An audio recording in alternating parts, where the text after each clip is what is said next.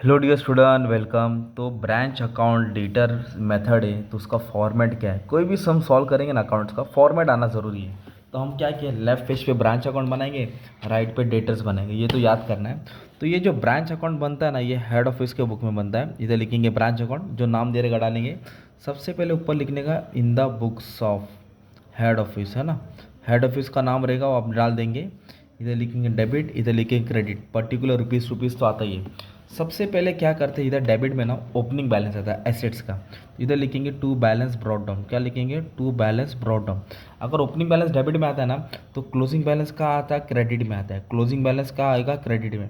तो जैसे कि मान लो ओपनिंग बैलेंस में दिया है, स्टॉक दिया है, डेटर दिया है, फर्नीचर दिया है, कैश। मतलब मेले में अपने 4 बच्चे को घुमाने लेके गए, तो घर पे भी 4 बच्चा आना चाहिए। इधर ओपनिंग आएगा डेबिट साइड, तो क्लोजिंग क्रेडिट साइड में क्या आएगा, उसका क्लोजिंग बैलेंस आएगा, डेटर, फर्नीचर, कैश। और डेटर का तुमको अमाउंट नहीं दिया रहेगा, इसके लिए भी हम लोग डेटर अकाउंट खोलने वाले हैं, जिसमें क्या क्या आएगा हम बता देंगे। ये हो गया एसेट्स का। एसेट्स के साथ इधर ओपनिंग इधर क्लोजिंग। वैसे लाइबिलिटीज यहाँ आएगा ओपनिंग या क्लोजिंग, या ओपनिंग या क्लोजिंग। अब ब्रांच में सबसे पहले इधर लिखेंगे गुड्स सेंड टू ब्रांच। इसका मतलब होता है जो हेड ऑफिस होता है, मतलब जो बाप होता है, ब्रांच मतलब बेटे को माल देगा, गुड्स देगा।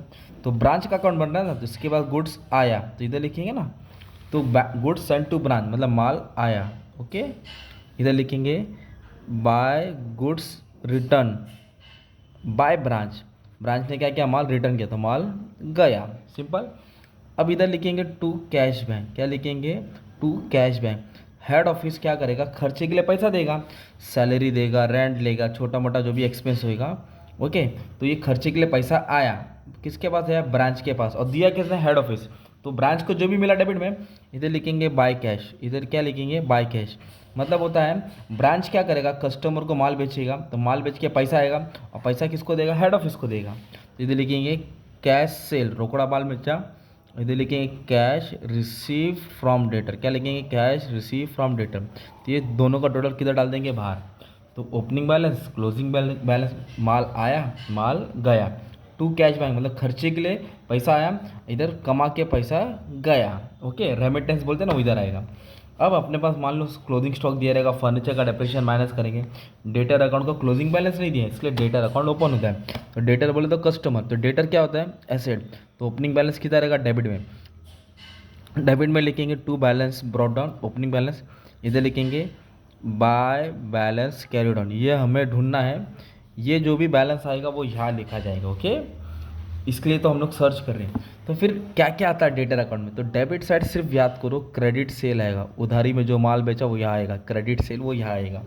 सब इधर आने वाला है, क्रेडिट साइड कहाँ आएगा, क्रेडिट साइड। जैसे कि सबसे पहले लिखेंगे कैश रिसीव फ्रॉम डेटर्स। क्या लिखेंगे, जो डेटर से पैसा आया, जो यहाँ लिखा है ना वो यहाँ भी आएगा। और क्या आएगा, इधर लिखेंगे सेल्स रिटर्न। क्या लिखेंगे, सेल्स रिटर्न। और क्या आएगा भाई, डिस्काउंट अलाउ। क्या आएगा, डिस्काउंट अलाउ। और क्या आएगा, बैड डेट्स। क्या आएगा, बैड डेट्स। तो ये टोटल से टोटल माइनस करेंगे, ये तुमको मिलेगा क्लोजिंग डेटर। ये क्लोजिंग डेटर उठा के आपको यहाँ लिख देना है, सिंपल। इतना ही तुमको बनाना है। 10 मार्क का भी सम आ सकता है, 20 मार्क का भी सम आ सकता है। शॉर्ट नोट लेक्चर सब मैंने अपलोड कर दिया हो, आपका काम अच्छे से पढ़ लेना, बस ये बोलने का था। Thank you very much and love you all.